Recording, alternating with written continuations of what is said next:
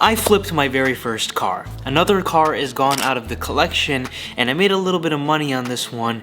Welcome back to the channel. Let's talk about how much money I made off of selling a car and whether or not I would do it again. If you guys are not familiar, back in October, I bought a 1990 Mazda Miata that I pulled out of a barn. At the time of buying the car, I knew I was getting it for a good price, but I didn't quite know what I wanted to do with the vehicle. It needed a lot of work, it had a good amount of rust, it didn't run, and I literally dragged it out of a barn. All of those things being said, I got it for what would be a fair to good price, but it cleaned up a little bit better than I thought it would. Can you see the difference between that and that? You're kidding me.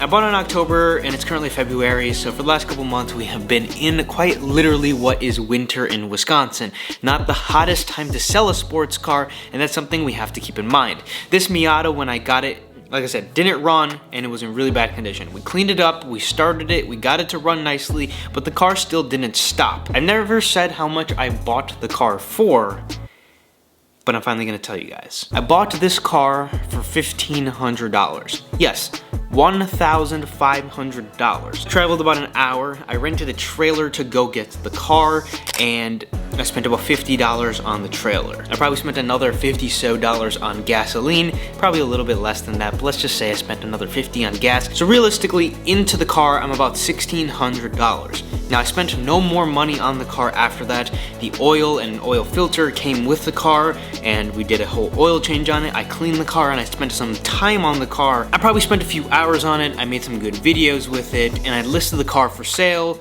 a little bit after I came back from SEMA. At the time of buying the car, I thought maybe I would do something with it. Maybe I was gonna make it an exo set, maybe I was gonna fix it up, repair the rust, make it like a drift car, or just a cheap beater vehicle for the winter. But I bought the RX-7. I knew I kind of wanted to get an RX-7 in November. I knew I was selling the Mustang. When the Mustang was gone, I was trying to buy something fun and something a little bit different from what I already had, and having two Miatas at the same time, it took away space that I didn't have in the garage. So I decided, after cleaning the car, having it running for a little bit, and not doing anything with it for a few weeks, that I would list it for sale. When I listed the car for sale, I listed it at $3,600.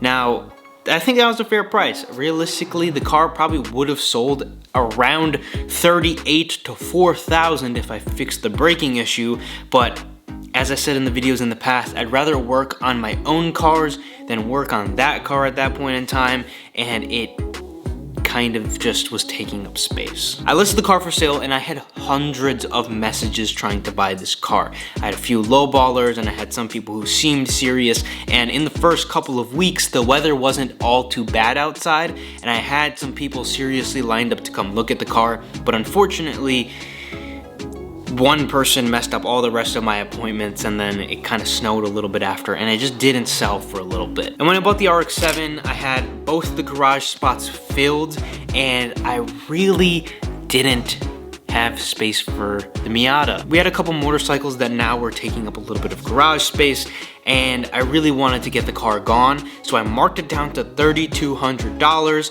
And well, I had even more messages, and finally someone came to look at the car. He offered me $3,050, and I was kind of firm on $3,200, but I caved in. Probably shouldn't have caved in, and that's a lesson for next time. So I made $1,450 from buying, selling, and making content with that vehicle.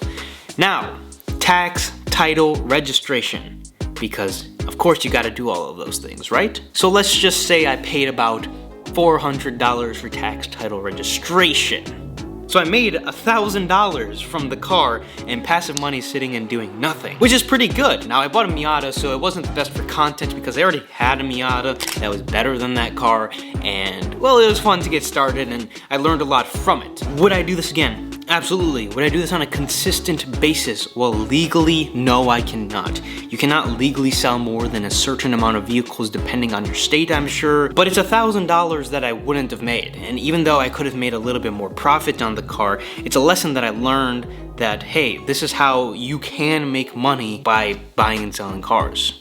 Now I'm not gonna do it to a level that would be like a dealership level, or even like some of these flippers are going out and flipping 5 to 10 cars at a time, but it's a level that I would take it to where it's like I can experience the car, perhaps like my RX-7 that I bought for a good price. I worked on, I learned the platform, I enjoyed it, made videos with it, made content with it, and then I sold it for a little bit more money than I bought it for, including the work I have done to it. I never insured the car, which is another thing. That wasn't an expense that I had because I wasn't driving the vehicle. Now it's a risky take because the car wasn't running, the car wasn't firing, and well, it very well could have not started and had catastrophic issues, but it didn't. I got a little lucky, but at the same time, I think I could have parted the car out and sold the parts for about how much I had into the car.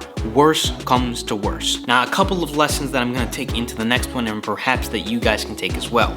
Now, the reason why I decided to really sell the car was I ran out of space. If I had a little bit more space, I probably would have been a little bit more patient with the car, and I probably would have tried to get at least 32 out of the car, making closer to $1,500, $1,600, $1,700. Now, ideally, I would have tried to get about $3,600 and make a full $2,000 on the car, and I would have spent a little bit more time, and if I was to do it again and I had the space, I would fix the brake lines in the first place and get the car roadworthy once again. Now, the other thing is I would also like to buy a trailer, which would take my rental cost down, but it's only about $50 to go rent a tow dolly, which is exactly what I did. So you don't need to have a trailer in order to buy some of these cars that aren't running. It's very easy to go out and rent a car trailer, a car dolly, and bring a car home. Now, a thing that can save you a lot of money is if you floated the title, right? Now, I paid registration, tax, title, and everything on the car, of course, because you legally have to. But if you didn't do that and you didn't sign the back of the title, you legally never owned the car. It was never yours, and the government and the DMV never sees that car under your name. You never had it registered, so you never paid the tax, you never paid the title fees or registration fees or anything like that because you never took it in. But also, it doesn't flag the DMV when you go out and sell the car because you can only legally buy and sell so many cars in a year. Buy and sell, not just buy. I think you can buy as many cars as you want. I don't think anyone's stopping you from paying tax.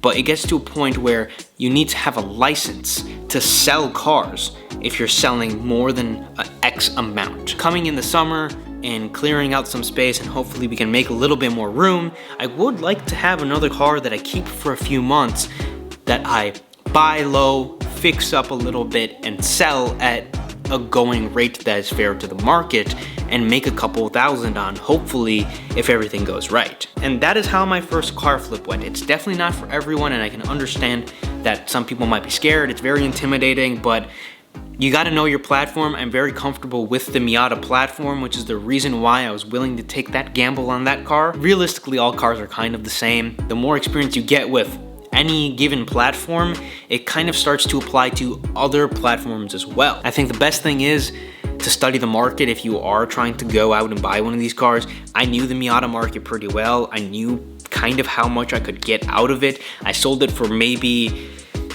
$500, $600 less than what I would have. I hope you guys have enjoyed this video, learned something, found it informational, whatever the case is. Many more videos to come on the RX-7, my other Miata, BMW, and who knows what the future has to hold for other cars. If you're not subscribed, make sure to subscribe so you don't miss any future videos, and go check out an RX-7 video here to catch up with the build series.